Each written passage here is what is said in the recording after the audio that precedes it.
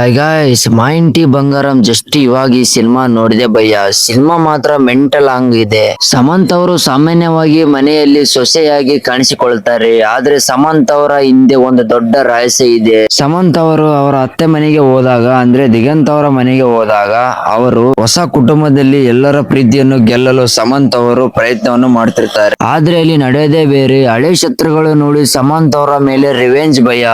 ಸಮಂತ್ ಅವರು ತನ್ನ ಕುಟುಂಬವನ್ನು ಕಾಪಾಡೋಕೆ ಹಾಕಿ ಹೇಗೆ ಅದನ್ನು ಹೋರಾಡಿ ಅನ್ನೋದೇ ಈ ಸಿನಿಮಾದ ಮುಖ್ಯ ಕತೆ ಭಯ್ಯ. ಈ ಸಿನಿಮಾದ ಪ್ಲಸ್ ಪಾಯಿಂಟ್ ಏನಪ್ಪಾ ಅಂದ್ರೆ ಭಯ್ಯ, ಈ ಸಿನಿಮಾದಲ್ಲಿ ಸಮಂತ್ ಅವರು ಪರ್ಫಾರ್ಮೆನ್ಸ್ ತುಂಬಾ ಅಂದ್ರೆ ತುಂಬಾ ಚೆನ್ನಾಗಿದೆ ಭಯ್ಯ.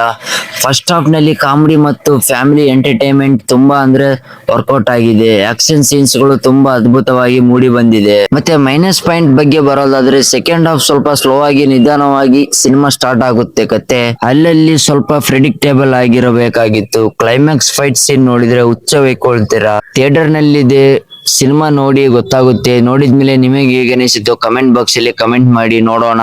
ದಿಗಂತ್ ಅವರ ಪರ್ಫಾರ್ಮೆನ್ಸ್ ತುಂಬಾ ಚೆನ್ನಾಗಿದೆ. ಫ್ಯಾಮಿಲಿ ಎಮೋಷನಲ್ ಮತ್ತು ಸಮಂತ್ ಅವರ ಸ್ಟ್ರಾಂಗ್ ಸ್ಕ್ರೀನ್ ನೋಡ್ಬೇಕಂದ್ರೆ ಈ ಸಿನಿಮಾ ಒಮ್ಮೆ ನೋಡಬಹುದು. ಫಸ್ಟ್ ಹಾಫ್ ನಲ್ಲಿ ಎಂಟರ್ಟೈನಿಂಗ್, ಸೆಕೆಂಡ್ ಹಾಫ್ ಅಷ್ಟೊಂದು ಸ್ಲೋ ಆಗಿ. ಒಟ್ಟಾರೆ ಈ ಸಿನಿಮಾಕ್ಕೆ 5ಗೆ 3.5 ಸ್ಟಾರ್ಸ್ ಕೊಡಬಹುದು. ಸಮಂತ್ ಅವರು ಮಸ್ತ್ ಕಮ್ಬ್ಯಾಕ್ ಭಯ್ಯ. ಸಿನಿಮಾ ನೋಡಿ ಗೊತ್ತಾಗುತ್ತೆ.